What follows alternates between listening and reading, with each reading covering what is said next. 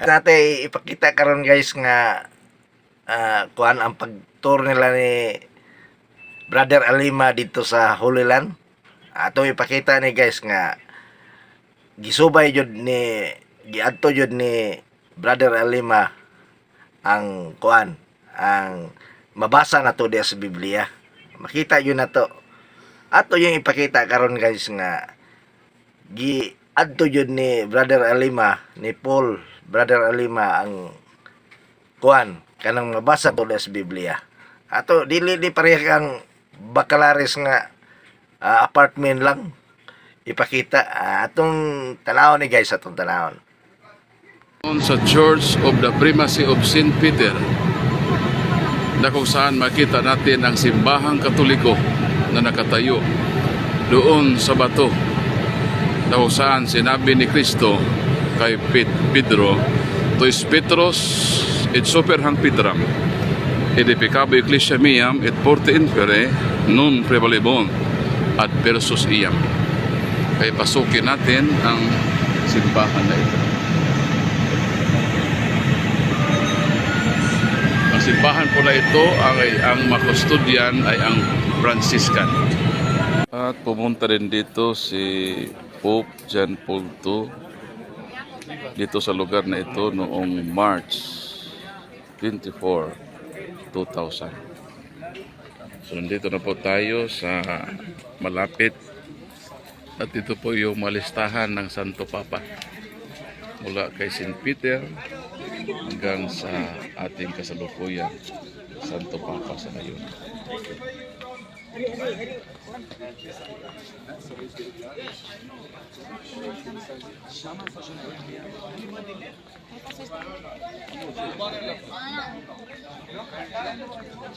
No thanks. Urbania.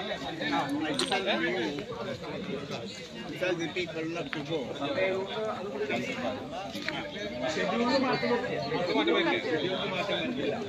So ang custodian po ng Church of the Primacy of Peter ay ang mga Franciscan.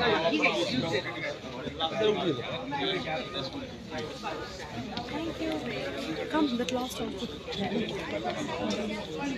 Where to? The last one? The last one. People on board. How many people? How many priests? 800 years since the pilgrimage of peace of St. Francis to the Holy Land. So 1219. So noong 2019, 800 years na po yung pagpunta dito ni St. Francis dito sa Holy Land. Kaya pala ang karamihan ng mga simbahan ay ang makustudyan ay ang mga Franciscan. Kasi mula pa pala noon ng panahon ay nagpunta na dito si St. Francis sa Holy Land.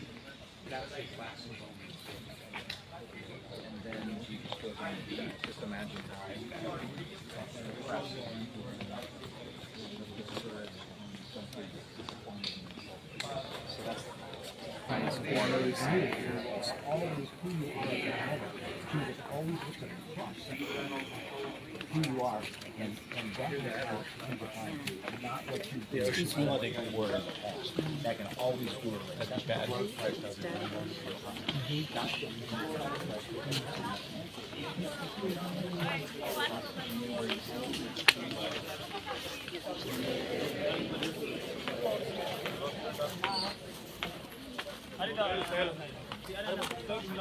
Dito po sa tabi ng simbahan ay nandito yung Sea of Galilee na kung saan dito sila ni San Pedro ng isda noong panahon ng ating Panginoong Kristo.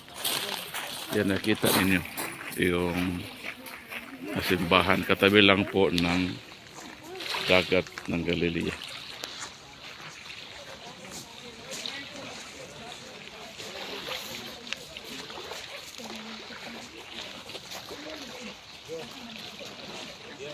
So patunay lang ito na ang simbahang Katoliko talaga ang tunay na simbahan.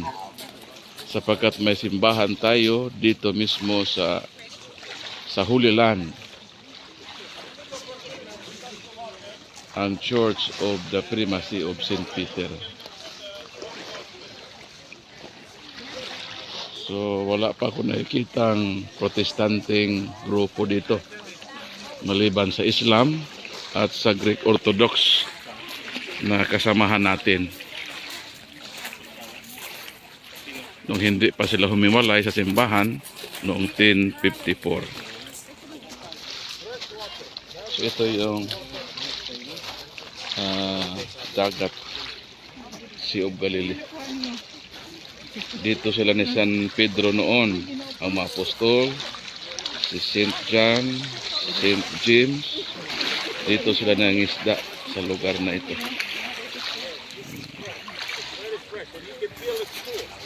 It's nice and refreshing and cooling. Because why? Because at the top of the Mount Hermon, Ihipo tayo sa tubig. Napaka because we had a storm ganda ng tubig dito. snow. And now it's hot. At gusto rin niya bigyan ko kayo ng bato mula dito sa mismong tubig ng Sea Galilee, Sea of Galilee. So nakuha na po ako ng bato dito sa simbahan ng Katoliko. So sino ang gusto na huhingi ng bato, bigyan ko. Father, ano masabi mo, Father? Narito na tayo sa lugar na kung saan dito na buhay noon sa St. Peter at ilagyan natin ng simbahan Katoliko, ang Primacy of St. Kaibigan, Peter Church. ang tanong ni Brother Paul, ano masasabi ko? Talagang overwhelming yung experience dito, no? Talagang parang wala akong masasabi. Kasi, can you imagine, no? The place where Jesus, or the rest of the disciples like Peter, was here. And telling Peter, Jesus telling Peter, ikaw Pedro, you are Peter, and upon this church I will build. Upon this rock I will build my church. Si Pedro, ang ating pinakaunang Santo Papa, no? Siya yung binigyan ni Jesus ng authority. Very So fresh. we need to follow him. Yeah, but why they call this Peter as a rock, Because we need also to follow him. like a tea. Like a rock, we follow him as strong as we could. To persevere like Peter, despite and in spite the many struggles Turn around. of life, especially in our faith. Amen. Padayon, continue. Kristiyano, Katoliko. Okay, God salamat, bless Father. everyone. God bless. Hello mga kapatid, this is the place where Jesus said to Peter, you are Peter upon this rock, I will build my church, and even the gates of hell shall not overcome against it. Kaya tinayuan po ng simbahang Katoliko sa pagitan ng mga Franciscan ang lugar na ito na tinayuan ng simbahan bilang patunay ng simbahang Katoliko ay nagsimula dito sa lugar na ito, dito sa Holy Land. So ang lugar na ito is very memorable dahil dito ni Kristo ipinahayag na magtayo siya ng kaniyang simbahan, at ito na po yung patunay ng simbahang Katoliko ay tunay na tatag ni Kristo sapagkat tayo po ang nangangalaga sa simbahan, ang simbahan, the Church of the Primacy of St. Peter. God bless po sa inyong. Dito po ako kumukuha ng mga bato dito sa lugar na kung saan ipinahayag ng ating Panginoong Kristo na magtatag siya ng kaniyang iglesia o simbahan. Kaya ang nasa lugar po na ito ay ang Iglesia Katolika sapagkat ito naman ang iglesyang itinatag ng ating Panginoong Kristo. So marami na akong bato na nilagay dito sa aking bote na ito. So dalhin ko ito sa Pilipinas, ipamigay ko ito sa mga CFD na gusto na magkaroon ng bato mula dito sa bato na kung saan sinabi ni Jesus na itatayo niya ang kanyang iglesia at ang simbahan na nakatayo dito ay ang simbahan na Katoliko.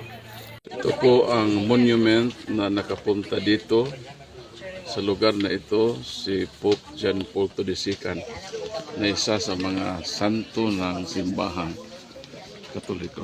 Papasok po tayo sa loob ng simbahan sa Church of the Primacy of St. Peter.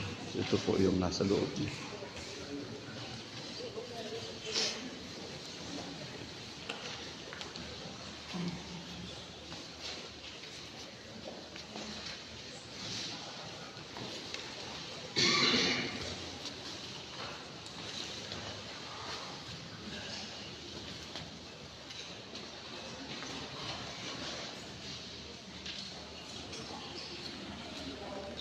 Ang bato po na nasa simbahan ay connected po doon sa bato sa labas natin pinatayuan kanina. So ito po yung nasa loob. So yung loob ng simbahan ay nandito po yung bato. Sa lugar na kung saan dito sinabi ng ating Panginoon Kristo that you are Peter upon this rock I will build my church. At ang nakatayo po na bato, ang simbahan dito sa batong ito ay ang simbahan Katoliko. Nandoon po ang imahe sa mahal na Birhen na Maria. Nandoon po ang image ni Saint Joseph.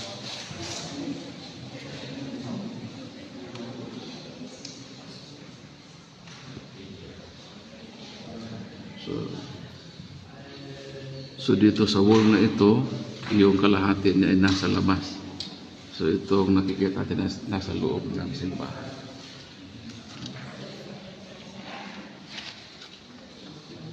So ito po yung image ni St. Peter. Nandito po sa wall ng simbahan. So makita niyo doon sa labas. Ito. So yung nandun yung bato na connected sa bato dito sa loob na pinatayuan ng simbahan. So wala pong iglesia ni Manalo dito. Iglesia Katolika po ang nandito sa lugar na sinabi ni Jesus, you are Peter upon this rock, I will build my church. Yun po ang image ni St. Peter sa simbahan. Nandoon po yung bato. Just likod. Kita nyo sa kanyang paanan. Nakita nyo yung bato na connected po dito sa bato ng wall. So, yung connected po siya doon. So, praise God at nakarating tayo dito sa lugar na sinabi ni Jesus na magtayo siya ng kanyang simbahan. At ito nga ay ang simbahan na Katoliko, hindi lamang sa ebidensya, kundi kahit na sa history at sa geography. Ato lang sang putlon guys kay di kuan kay taas ra kay nga video. Pero akong isaan ninyo nga ako ipakita ang mga tour dito sa Holy Land nga makita ninyo ug mabasa ninyo diha sa Biblia. Na guys, God bless. Salamat. Ako lang kuan ninyo guys, ari na ninyo sa makita diri sa ining Jerry Mouse page. Atong ipakita ninyo.